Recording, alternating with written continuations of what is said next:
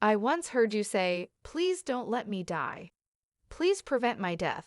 I was, like, on some don't let me die substances. Keep me alive.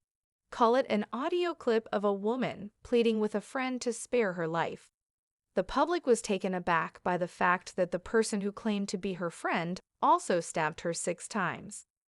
Shanquella Robinson was one among the many cases that opened the public's eyes on these funny companions in our middle who claimed to be our companions just for them to remain dabbas toward the back or for Shanquella's situation, completely end of life. Dejanae, the new woman, was fortunate enough to receive medical assistance and conduct an interview with it, in contrast to Shanquella. Chronicle explains, hello everyone. This is Chronicle Speaks, and Dejan has my support. Dejanae, the hardest part is realizing that it was actually a friend of mine, stabbed me 6 times in the end. Dejan asserts that the two of them were actually close friends prior to the tragedy that befell her. They had been friends for about 6 months, and until something went wrong, everything was going well. The whole thing seems to have been the result of a small argument that shouldn't have gone so far. So, what took place the following day or the night you were stabbed? On the day I was stabbed. Additionally, I am aware of the crazy story, which involves the 2 friends sharing the house and going from one thing to another. Plan to go out and take one of their friends to the airport with them.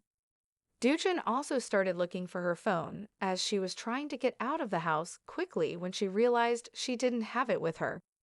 Abigail, seeing her friend, also joined the search, and she must have seen the phone first because she asked Dejan why she couldn't see the phone, which she said was right in front of her.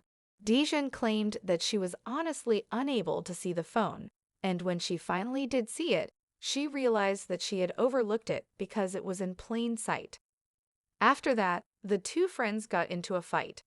One of them said that the other friend was so small and didn't like to do anything, which was why she couldn't reach for her own phone, and the other said that she hadn't seen her phone. And if Abigail had seen it, why didn't she just get it for her or show it to her so they could get out of there as soon as possible? Is it there? You actually use your eyes to steam our phone. Why are you unable to? Okay, tell me where my phone is. It turned out that the 2 of them had a verbal argument, and Dejan called her friend childish and crazy. She didn't think it would get out of hand, and they were just arguing. She had no idea that her own friend would hurt her. Do you remember this video, in which Shanquella is seen having a good time looking for her friends for several hours before they turn on her and kill her? It turns out that it's hard to tell fake friends from real ones, and even those who seem to have your back can actually be plotting against you. Dejan has stated that, despite the fact that she now recognizes that Abigail was never her friend, she never considered that she would physically harm her. Therefore, when Abigail reached for a knife, she simply inquired about its purpose. Yes, I did deem her insane. She then proceeds to tell me, "Oh, I'm going to show you that you're crazy. I will demonstrate your madness." Then, Abigail went on a wild night of stabbing her friend to show her friend that she was really crazy. Dejan was taken aback to the point where all she could do was scream in pain as her friend Merciless stabbed her in the stomach, back, and thigh. Dejan started pleading with her friend to stop and prevent her death at this point.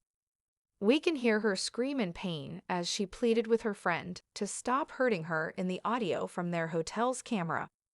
The only thing I can see doing this is hug. I also attempted to grasp her hand. Right, I tried to grab her hand. I can't even reach out and grab her hand. After that, she actually emits a boom. Did John say that she felt each night's stab as it entered her body? And she couldn't quite believe that her friend was the one causing her pain. She later discovered that Abigail has a history of stabbing, as she allegedly stabbed her own brother years ago but was not charged. After that, Dejan John opened the door and sought assistance outside screening. Because it was pitch black outside, people initially mistook her for laughing herself to death. She was dying, but laughter stopped it. She literally had her internal organs in her hands. With her attacker at her back and people not realizing she needed help, Dejanae must have felt helpless and lost. As a result, she returned to the house, take her phone and see if she can get help on her own.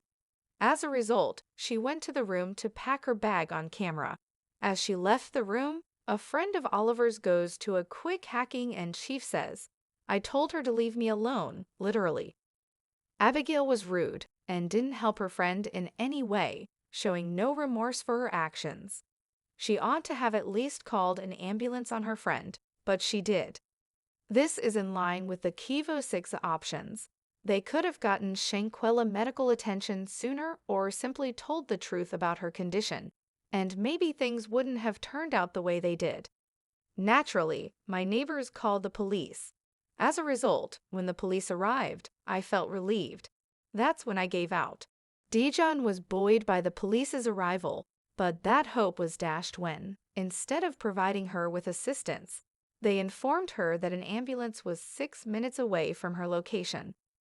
She was in great pain, lying on the floor with her hands on her insides. She gave up after hearing this news, and she started asking the police to end her life to help her get out of her predicament. She realized then that she had to lie, at least for her family, when she thought of her sisters and family. The ambulance eventually showed up, but they were also doing nothing to help her situation other than questioning her about who she was and whether or not she knew where she was. Fortunately, a police officer recognized her pain and requested that her caregivers put her to sleep. Her stomach, which had to be cut and reduced before they closed her up but turned, was the only thing that was seriously affected when she woke up in the hospital with her wounds patched up. She is now the bad guy. I mean, what? I actually became irate toward him, Loki. I think to myself, why are you even asking this? Do you collaborate with her? I was on his side for several hours and minutes. He says, no. He had to reassure me that I would soon surrender her. I'm setting up, I'm going. He had to reassure me, like. He was, in a sense, genuinely acting, as evidenced by the fact that he was using it. What were my goals?